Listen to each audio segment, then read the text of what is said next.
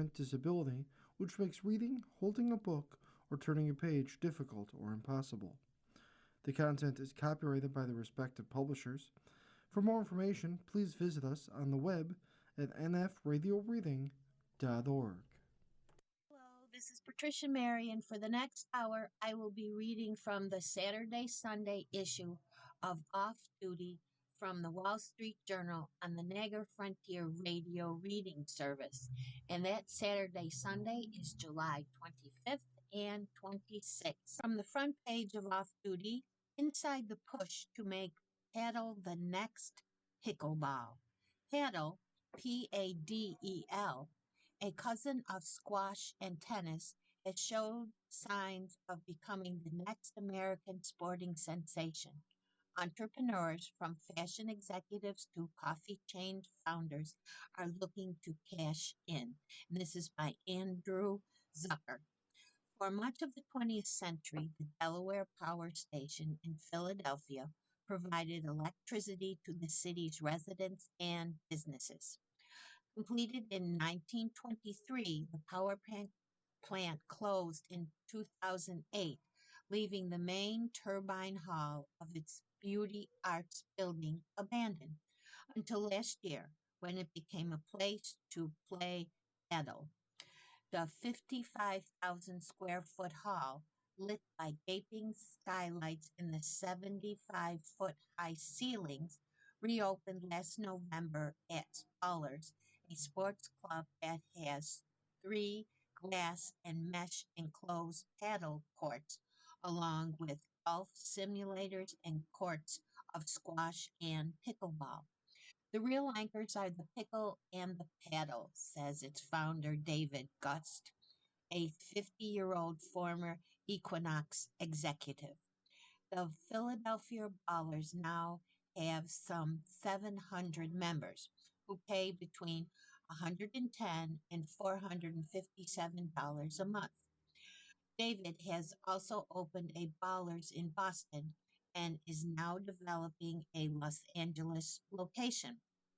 Last year, paddle drew 1 million players domestically, according to the U.S. Tennis Association, which began tracking participation in the sport in 2025. U.S. Paddle, again it's spelled P-A-D-E-L, the sport's governing body in America, reported that its club and individual memberships grew by about 50% year over year in 2025.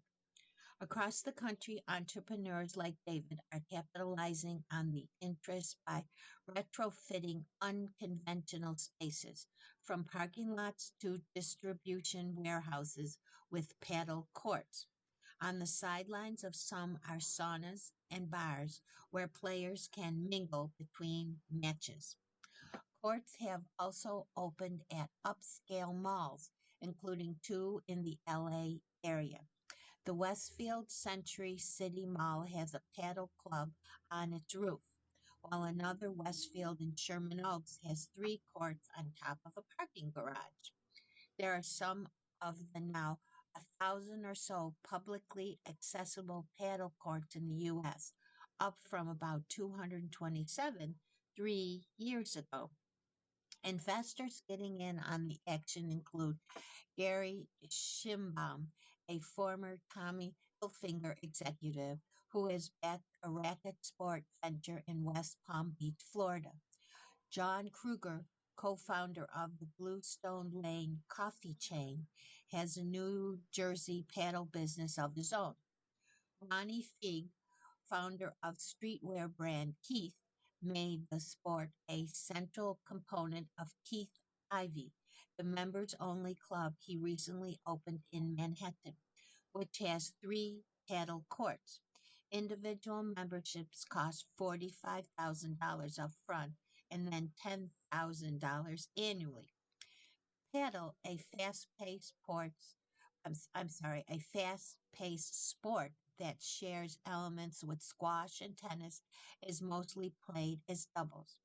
Emily Dempsey, 36, took it up 4 years ago when she moved to Miami from New York. She prefers paddle to tennis because the courts are smaller, making it easier to get to know other players. It's social, it's dating, it's professional, says Dempsey, who runs a networking group for women in the Miami area. She belongs to Paddle X, a club in downtown Miami that costs $212 a month. John Omer, 58, recently teamed up with the owners of a fulfillment center in Indiana to bring courts to a 20,000 square foot section of their building, which still operates as a warehouse. New construction is not affordable these days, says John, founder of the North Point Paddle in Westfield, Indiana. He started the business after a more than 30-year career at Intel, modeling his approach after that of Amil Paddle, a club inside a former distribution facility in the Chicago suburb of Glenview, Illinois. Ahmed Paddle founder Abigail McCloth, 30, was drawn to the sport after playing with international classmates at the University of Pennsylvania's Wharton School. In countries including Spain and Mexico, where paddle was founded, it is among the most popular sports. McCullen, who opened Almam last year, said that many club owners in the U.S. are betting on paddle mirroring pickleball's ascent. They think that they missed out. Last year, over 24 million Americans played pickleball, according to the U.S. Tennis Association, up from about 4 million in 2020. Like pickleball, paddle has its own professional circuit, which includes the Upstart Pro Paddle League. This year it raised 15 million from investors and began airing selected matches on CNBC. The league is depending on more courts to generate new fans. It's critically important for us, says Michael Dorfman, its CEO, but the sport is a pricey business endeavor. McCullen says that the cost to install one paddle court can be around $50,000 because of the glass and the other materials for the walls. Construction costs are another factor that differentiates paddle from pickleball, according to Krieger, the Bluestone Lane co founder and owner of the Paddle United Sports Club in Cresskill, New Jersey. The barrier to the entry of pickleball is nothing compared to paddle, he says. And building more courts doesn't necessarily mean the masses will come. Countries including Sweden and Chile underwent mega expansions of their paddle facilities only to experience mass closures after a few years. It involves a lot of culture and community creation, says Even Brown, 31, the owner of paddle clubs in LA and Manhattan. The latter is the courtyard of the Mink Building, a commercial space in Harlem once used to store furs. If you don't intend to really go out doing that, it's going to be a really hard business, certainly in the short term while the education is still happening. The sport's future also hinges on marketing. Some celebrities, including Eva Longoria and Derek Jeter, have championed paddled ventures. Other notable fans have been more low key in their support. At Paddle Up in Culver City, Los Angeles, first indoor paddle facility, Coldplay guitarist Johnny Buckland has been among the players, says the club's owner Peter Wharton. Buckland went unnoticed until the club's general manager asked if he wanted to play in a tournament. He says, I can't, I'm on tour, Wharton recalled. She's like, oh, are you competing? She says, no, I'm in Coldplay. The Racket Sport Rundown, comparing key components of paddle, pickleball, tennis, and squash at a glance. The paddle. Instead of strings, paddle rackets have holes in their dense heads. Paddle balls share a color with tennis balls, but are less bouncy. The sports rectangular courts are 66 feet long by 33 feet wide, divided by a net and surrounded by four walls made of glass panels and mesh. The pickleball, it has the solid rectangular faces of the pickleball paddles, make them resemble pizza peels. Plastic pickleballs look similar to wiffle balls, but with more holes. Courts can be set up on various surfaces, including driveways. They are 44 feet long and 20 feet wide, with 7-foot long zones known as the kitchen near the net. Tennis. Tennis rackets have large round heads with firm crisscrossing strings. Balls are about the size of a mature orange and the bounciest of the bunch. Courts can be constructed on hard and soft surfaces from clay to grass, with dimensions measuring 27 feet wide or 36 feet for doubles and are 78 feet long. For the squash, firmly strung in a griddle pattern, squash rackets have more of an oval shape, roughly the size of golf balls. Squash balls are made of rubber but have relatively little bounce. Four walls enclose the courts, including a 15-foot tall front wall. Single courts are 32 feet long, doubles are 45 feet, and all have a wooden surface. From the style page, how to protect your jewelry at home and on vacation. Recent high profile museum heists beg the question, what can be done to ensure your personal collection doesn't meet the same fate? And this is by Olivia Howe. Marian Fazel was working as a jewelry archivist in New York when her office was robbed in 1992. The thieves took many gems, but the item she missed the most was the Les Mas de Cartier watch they stole off her wrist.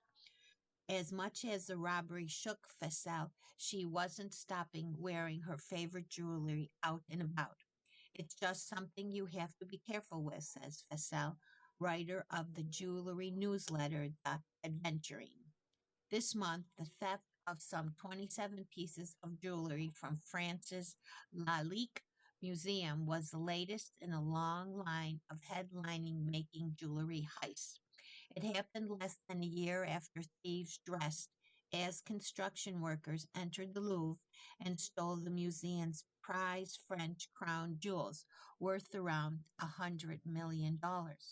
If you're invested in a jewelry collection, regardless of its value, such heists might have you wondering how best to protect it.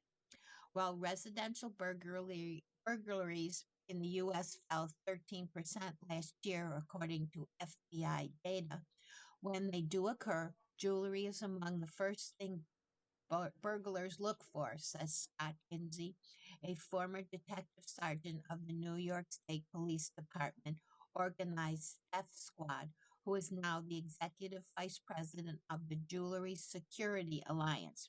Besides cash, jewelry is the number one target.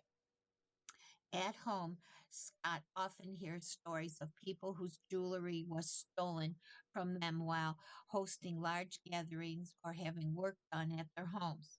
A burglar's first stop is typically the primary bedroom closet, he says, which is why Scott suggests putting a decoy safe in the closet and storing valuables elsewhere in the home.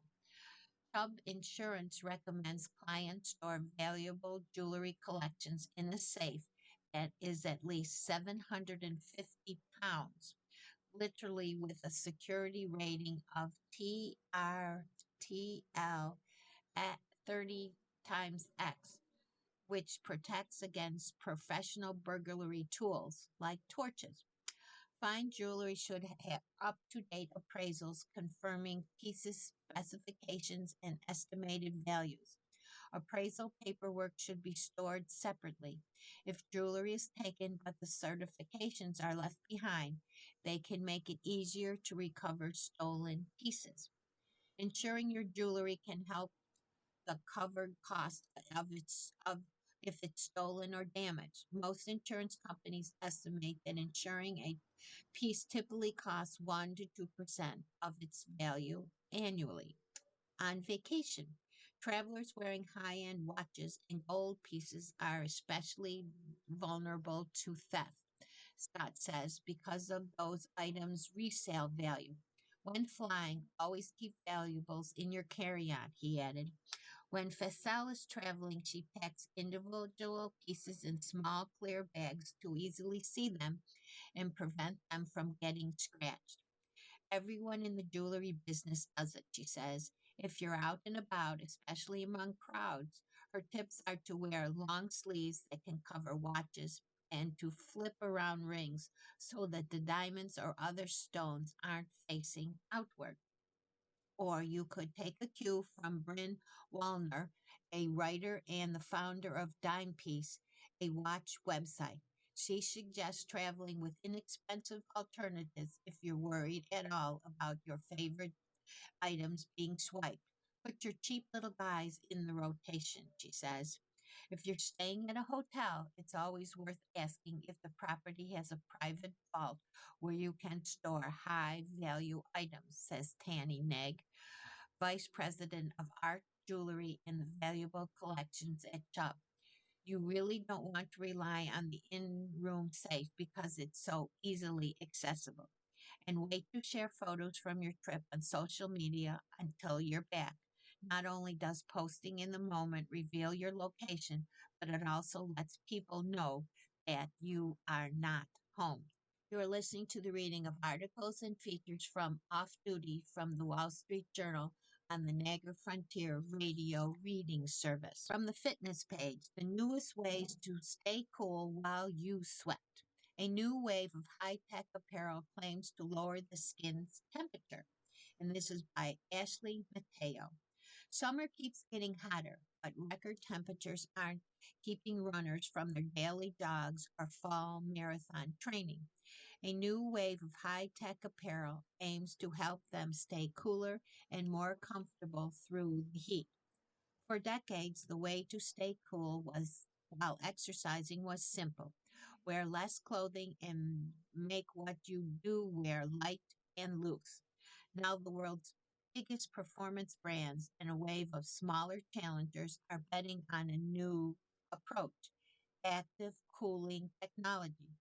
Fabrics, constructions, and materials designed to lower the temperature at the skin's surface. Robert Higgins, who researches heat and hydration during exercise at the University of Connecticut Story Stinger Institute, advises that high tech clothing is fine to try, but isn't necessarily better than letting your own sweat cool your skin. And no matter what you're wearing, he says, anyone exercising in extreme heat need to stop if they notice a higher heart rate, excessive fatigue, or muscle cramps. Here's how the new piece works, plus feedback from runners who have road tested them. The cool head. The graphic cubes in the cap soak up the water and spread it across a larger surface area than your forehead so it evaporates faster, making you feel cooler according to research. It's called the Omnis Cooling Cap, which sells for $234. And it's a regular baseball kind of cap, but it has these graphic cubes alongside the forehead band. My Omnis hat saved my race at the last year's Berlin Marathon, which was in September, where temperatures were unseasonably high. I brought a water bottle to the start line and wet the hat right before the gun went off, then dumped water on the hat at every water station. I still faded, but I ended up finishing with my best results in the three times I've run that course. And this is by Brian, who is 37 and he is from Boulder, Colorado. The cold neck. This is a zipper pocket and a bandana holds up to 2 pounds of ice that drips out through tiny holes in the neoprene fabric as it melts. And you can tie it around your neck, and the ice goes in your back of your head. I found it works better than a regular bandana filled with ice. The shape sits better on the shoulders and back, and there's very little bounce. It's a lot more comfortable around the neck. It only kind of feels like I'm being strangled. And this is by Mike, and he's 46 and he's from Crystal Lake, Illinois. And it's called the East Peak Ice Bandana, and it sells for $42. It also is good for when you're doing exercises and then for your cool down. Air conditioned core. It's a shirt with different kinds of holes in it. Tiny tapered holes in this long sleeve shirt channel air into the skin with larger cutouts and high sweat spots to keep the shirt light and chafe free. And it's by Nike and it's called the Radical Air Flow and it sells for $150. I recently did an interval workout in 85 degrees while wearing this, and it felt like there was a little layer of cool air between the fabric and my skin. It was especially noticeable when a breeze would come by. It felt like someone just turned a little bit of an AC on around my body. I even took it off for a rep to see if shirtless would feel better, and nope, it felt cooler when I had the top on. And this is from Alex, and he's 29 from Westminster, Colorado. Ice cold arms. These are sleeves for your arms. Wet, then wring out and wave around these air arm sleeves before snapping them on. Research shows they provide a sensation up to 30 degrees below body temperature. And they are called Mission Cooling Sun Sleeves and they cost $20. I bought these sleeves because I'm responsible for leading marathon training runs, so I don't have the luxury of dropping out if I overheat. I soak them in cold water before the run, and in my experience, they provide a cooling effect once activated and stay cool long enough to make a meaningful difference for over 2 hours. They also do a great job protecting my arms from sunburn. And this is Steve. He's 56 and he's from Chicago, Illinois. Here's a pair of pants, and then they're called Fresh Legs. These two-in-one layers short a lightweight shell over a liner that's constructed from cloud-shaped fibers, which boosts the surface area sweat can evaporate from. The lining fabric is extremely light and silky, and once it's wet, the material cools your sweat and becomes like a second skin. It also becomes transparent. You can see tattoos through it. So you really need the light over short to prevent you from looking completely naked. I think it actually works. And this is by Thomas, and he's 55 from Baltimore. And the Satisfy Running Heat Crush 8-inch, desert shorts, and they sell for $285. The verdict: if you need a $150 cooling shirt or $235 cooling cap when a splash of water and a light t shirt might get you most of the way there, runners describe a noticeable effect that can be worth it if you're logging serious miles in the heat. But the gear is optional, not essential. Exposure is the best means for your body to cool, says Higgins. For those who aren't comfortable running shirtless or want sun protection, a lightweight, sweat wicking top is a happy medium. From the food and drink page, frozen yogurt is back, but not as you might remember it. Forces driving the latest fro-yo craze include gut health and social media, induced FUMO, and this is by Adam Chandler. You could say that frozen yogurt trends come in crazes, not phases. In the 1990s, fro-yo nurtured a dubious reputation for healthiness, summed up by George Costanza shrieking in disbelief on Seinfeld. How could this not have any fat? In the mid 2000s, buzzy brands like Pink Berry and Red Mango brought Fro-Yo, back to the forefront with distinctly tart flavors, fruit, topping, and celebrity followings. Yogurt from this era often claimed to be fat free, but had a fair amount of sugar per serving. Now, a new frozen yogurt craze is being spurred by gut health, luxury vibes, long lines, and customers posting online about those lines. Driving the interest are several fast proliferating chains that offer probiotic rich yogurts made with cultured milks that contain healthy bacteria. These yogurts are also showing up at establishments of yore, like 16 handles and on menus of haute cuisine restaurants like Loopy and Iris in Milwaukee, Wisconsin, and the Inn at Little Washington in Washington, Virginia. Probiotic frozen yogurts, which contain healthy fats and more protein than other versions, align with the types of high protein diets that have taken off with the boom in GLP-1 weight loss medications. That many are offered with highly Instagrammable toppings like fresh honeycombs as only added to their allure at a time when high in- inflation has led consumers to seek small indulgences. According to the research firm Circana, frozen yogurt servings sold in the U.S. between March 2025 and March 2026 rose by 26% compared with the previous year. Sales of packaged frozen yogurt also increased 24% year over year domestically, according to data from NIQ, a consumer research firm.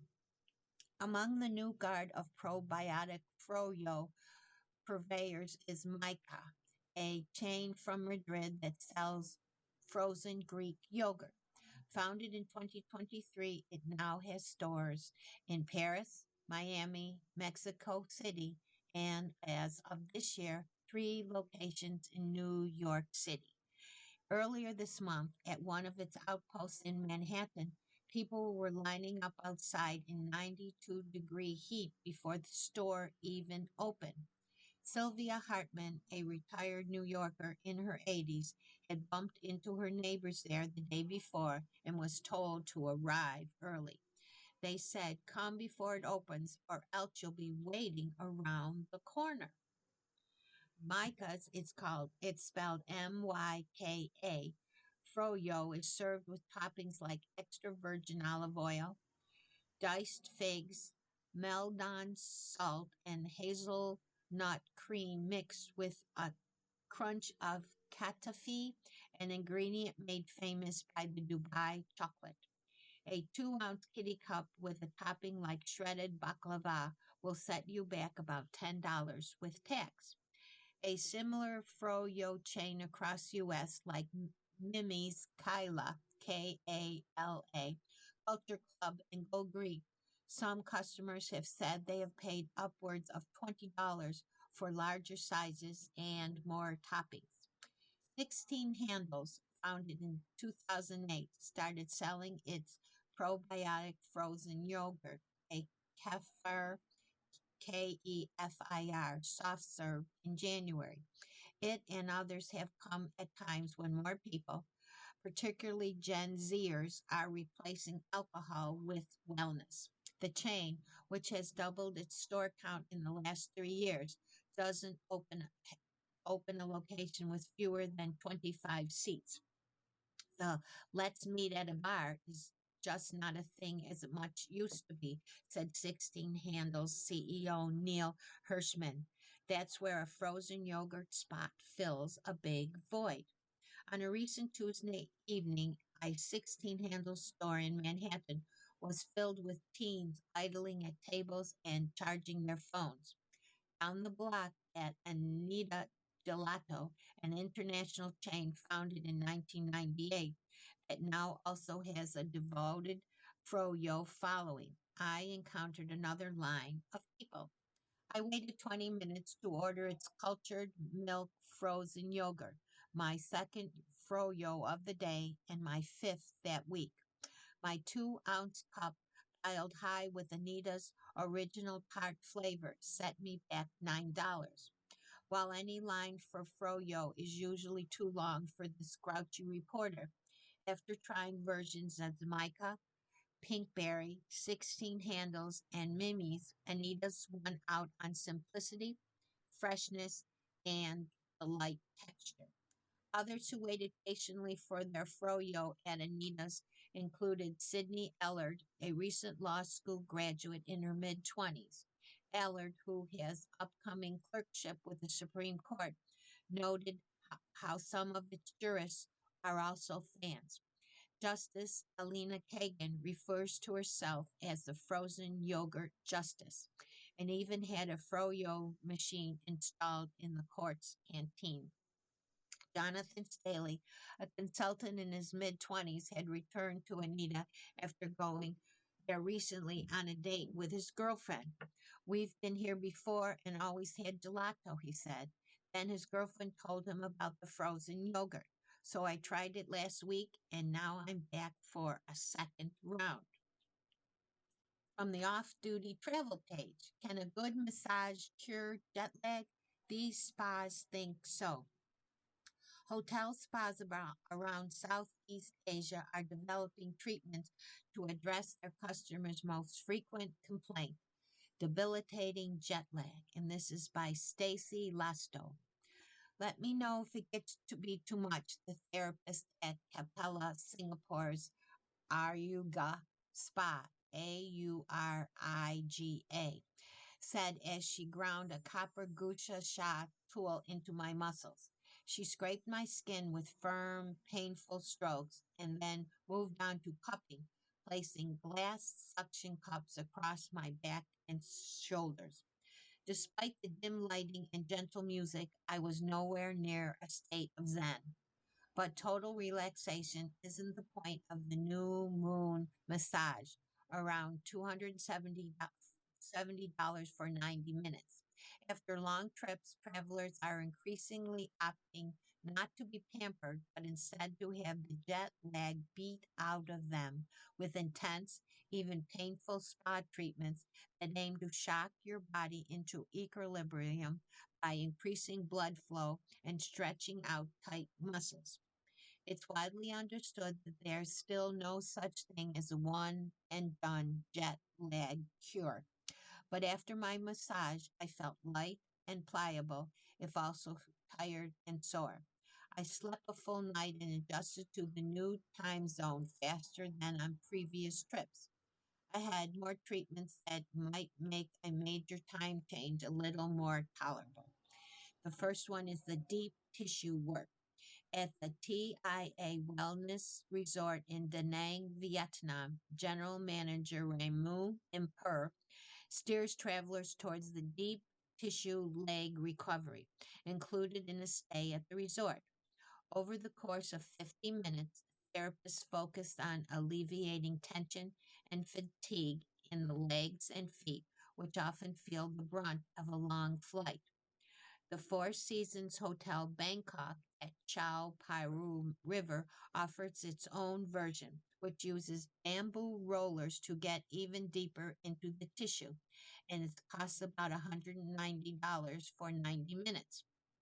Ashley Kassenbach, a Massachusetts-based physical therapist, says not to expect that one massage will have you feeling yourself after an 18-hour flight, but increasing blood flow, reducing muscle stiffness, and increasing serotonin, a hard massage can take on some components of travel fatigue, she says. Cupping and gua sha. Adherents swear by cupping therapy as a way to massage muscle pain and detoxify, but more spas are touting it as the ideal post flight treatment. At the Four Seasons Bangkok, targeted jet lag treatments like cupping were introduced in response to guest feedback, particularly around the physical impact of long haul travel and the need to feel well quickly upon arrival, says Gapun, its spa director. Often, like in my treatment in Singapore, cupping is paired with gua sha. It's spelled GUA, next word SHA. creating a push and pull on the skin. Jorge Hernandez, director of spa and wellness at the Capella, Singapore, said the technique triggers blood flow, supports the lymphatic system, and calms the nervous system, all helpful in the battle against jet lag. Katzenbach says the airy feeling I had leaving my treatment was likely linked to temporary changes in fluid distribution, which can make people feel less swollen or heavily, especially after travel. The Thai massage. Those new to Thai massage, popular not just in Thailand but around Southeast Asia, may be surprised by all of the stretching involved. Over the course of an hour or so, you may be asked to sit up or stand as the therapist uses their hands, elbows, knees, and even feet to move your body through a series of stretches to unlock joints and reduce tensions. This works wonders for Jordan Ashley, the founder of Sojourn Yoga Foundation, who took advantage of Bangkok's late night spa culture when she was making frequent trips there for work. Ashley said that a Thai massage, which in Thailand can go for just $10 to $15 an hour at some places, is her favorite post flight ritual. The floor mat stretches acts like assisted yoga, which is incredible for restoring joint mobility after a long haul. At an island resort such as Antara Ko Yo Yai, a 90-minute Thai massage costs around $175 and comes with all the bells and whistles of luxury experience. For some, the premium is worth it, if only for a much quicker that you can get back to your hotel and enjoy a good night's sleep. You are listening to the reading of articles and features from Off Duty from the Wall Street Journal on the Niagara Frontier Radio Reading Service. Another off-duty travel, how to enjoy a trip to Saint Tropez, even if you're not a millionaire. The French Riviera hub is a status symbol for the jet set. But look a little deeper and you'll find a place with plenty of local charm and natural beauty. And this is by Mary Winston Nicklin. For a few summer months every year, a town in the south of France with a year round population of less than 4,000 lure the world's tech titans, soccer stars, and red carpet regulars. Yachts akin to floating palaces fill the marina. Celebrity chefs jet in for residences at local restaurants, and Papalona Beach morphs into a sandy catwalk with seasonal beach clubs. Long before the 1956 release of And God Created Women, when Brigitte Bardot drew the elite gaze to this corner of the French Riviera, St. Tropez was a port run on shipbuilding and maritime trade. You can still find vestiges of that past in the cobbled alleyways lined with pastel townhouses once owned by sea captains. Areas like those and other places in this guide are part of the quieter side of St. Topaz, away from the nightclubs where you don't have to be a millionaire to have a good time. Outdoor thrills. Set on a peninsula ringed by vineyards and natural reserve, St. Topaz surroundings still feel wild, thanks to a 1986 national law that preserves large tracts of coastline. To get a sense of topography, walk 10 minutes from the center of the town to the Citadel, a fortress where peacocks roam, and you'll have panoramic views over the Gulf of St. Topaz. Inside the 400-year-old building, a maritime museum, tickets cost about $6, charts the port's history as a launching point for sailing expeditions all over the world. At Saint-Hilaire de Litoria, a walking trail that starts back near sea level skirts the coast around St. Topaz for some 25 miles. In spring, the trail is fragrant with jasmine and pine. As you get farther away from St. Topaz, the crowds thin. Don't be alarmed if you run into a nude sunbather or two. You can take the trail all the way to trendy Papalona, where sunbeds at the beach club go for upwards of $140 a day. The walk at a leisurely pace takes around 4 hours, or you could stop 2 miles earlier and grab a beach lounger at Les Salines, where prime seaside spots go for about $29. Aquatic adventures. Ships float off the coast throughout the year, but autumn ushers in one of the biggest sailing regattas on the Mediterranean. Held since 1999, Lavois de Saint Topaz will take place this year from September 26th to October 4th. Admire the classic and modern boats in the port or sign up for an excursion with Batu's Verts, which offers ferry rides in both trips. Taking one during the regatta can offer an insider's perspective of the race, says Pierre Robson, president of the Society of Natural de Saint Topaz, which organizes the regatta.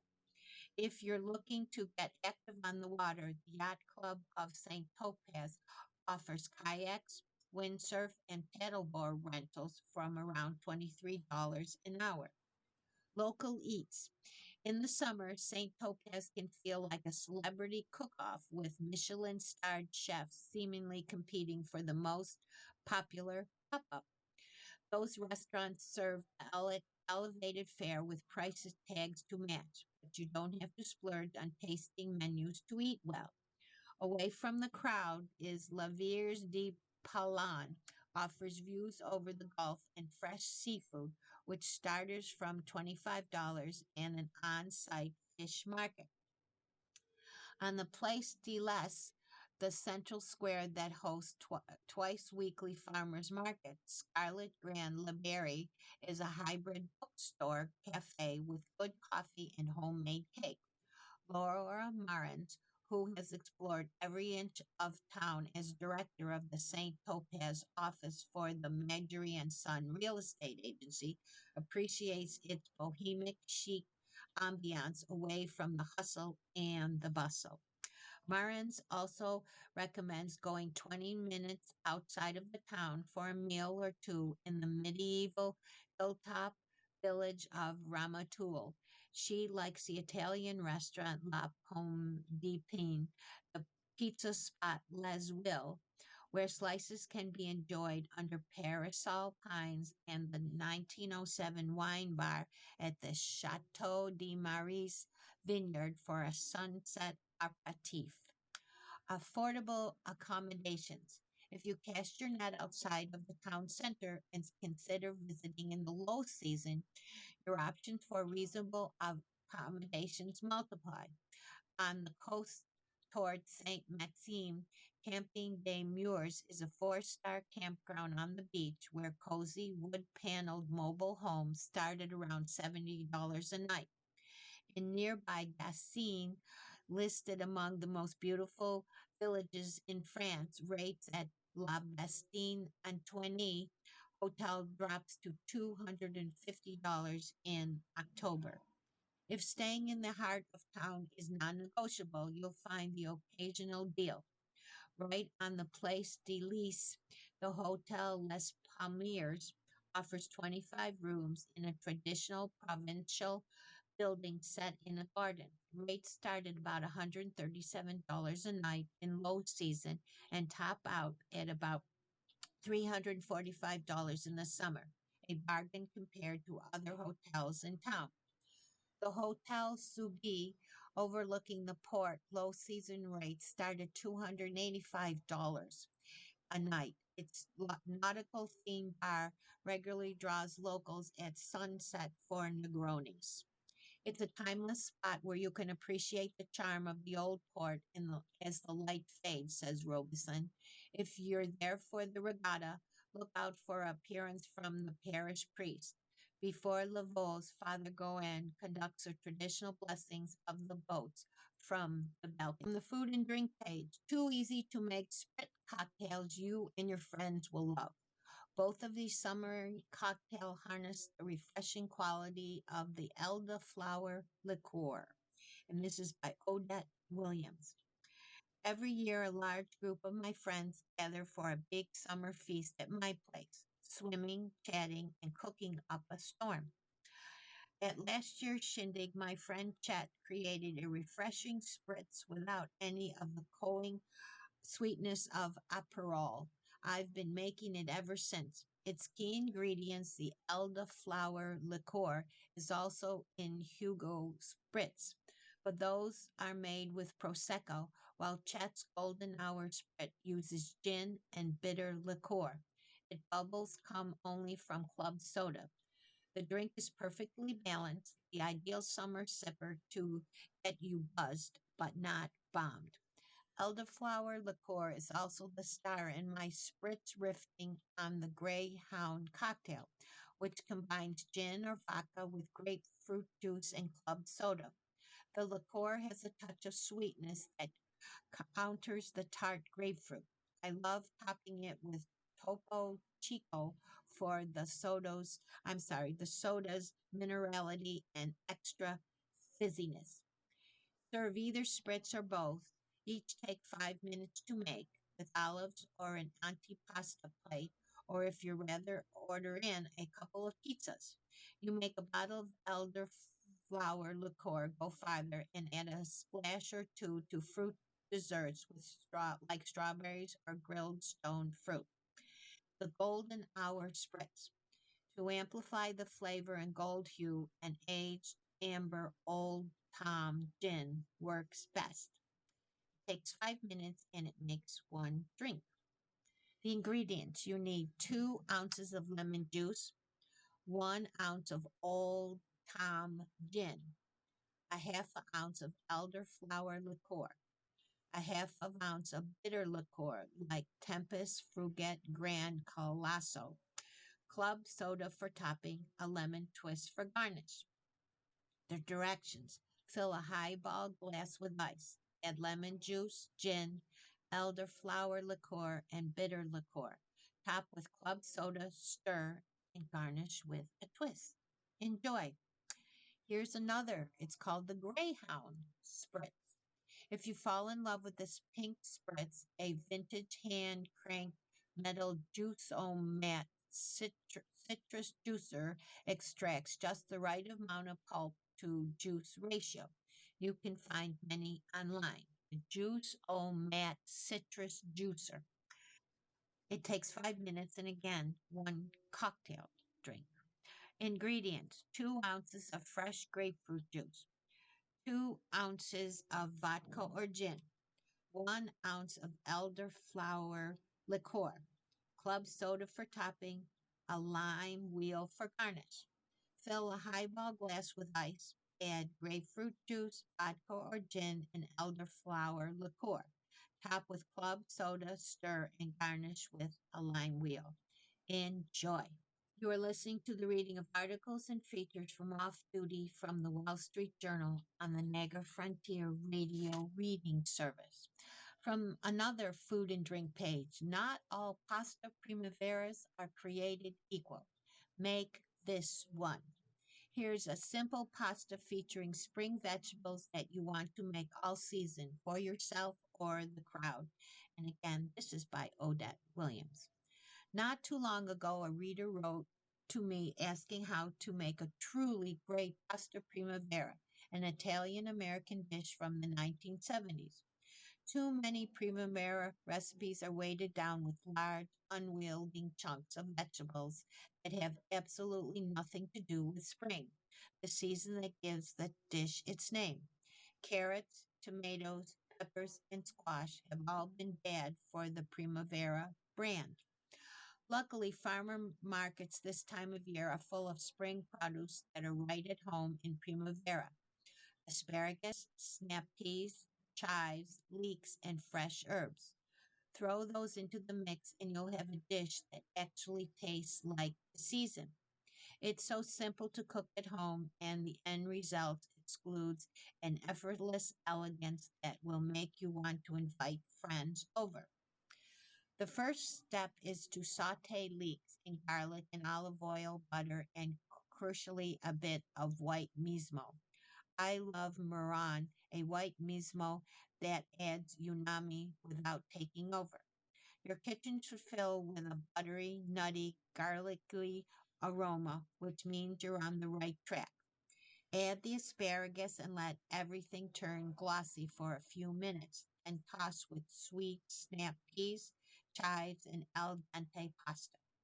Finish with a generous dollop of ricotta and shower with freshly grated Parmigiano. To make it a party, serve some good crusty bread and salt fleck butter on the side, along with a bottle of crisp Californian or Italian white wine.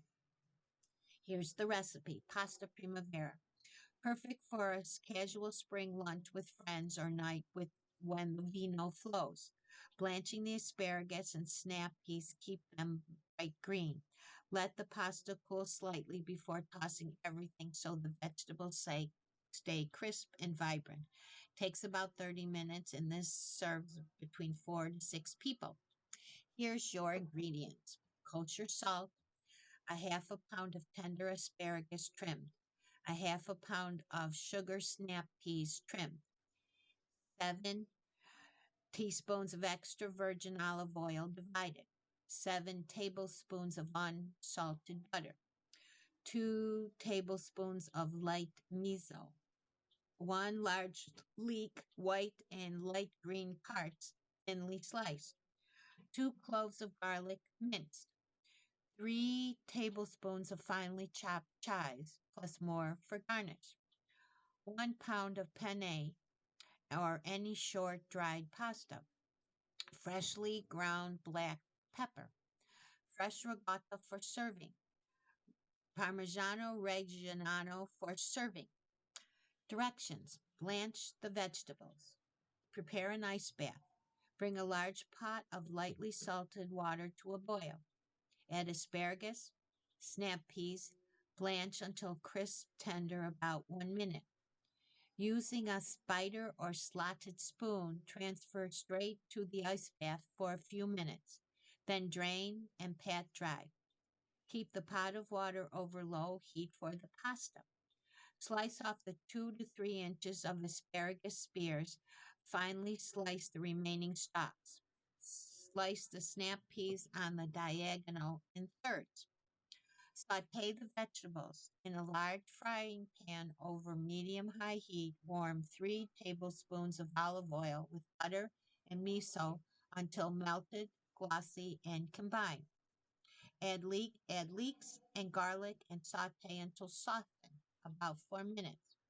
Add asparagus stalks and tips and saute 2 to 3 minutes. Remove from heat and mix in snap peas and chives. Cook the pasta, return the pot of water to a boil. Add pasta and cook according to package directions until al dente. Reserve a half a cup of pasta water, then drain.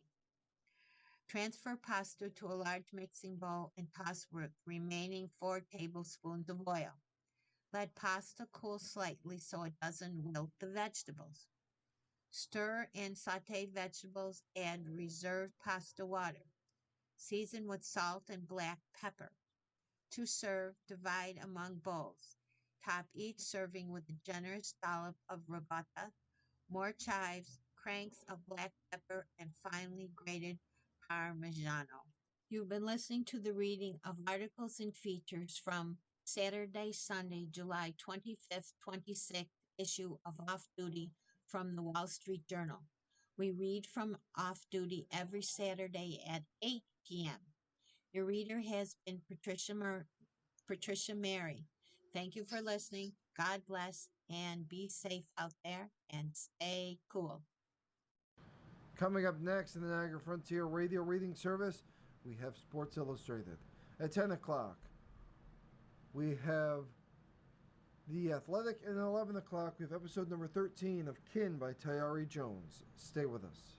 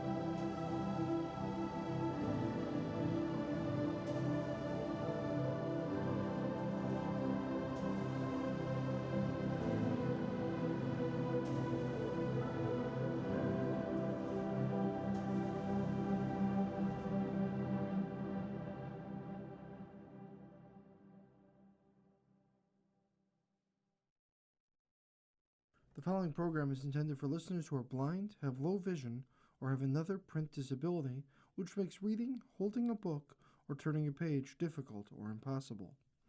The content is copyrighted by the respective publishers. For more information, please visit us on the web at nfradioreading.org. Hi everyone, this is Jim Kohler, and for the next hour I'll be reading from the August issue of Sports Illustrated. It's all on the Niagara Frontier Radio Reading Service. Okay, I'm going to start off this brand new issue, which is featuring Jalen Brunson from the New York Knicks. He's on the cover holding up the championship trophy. He's all in blue with a white champ. The following program is intended for listeners who are blind, have low vision, or have another print disability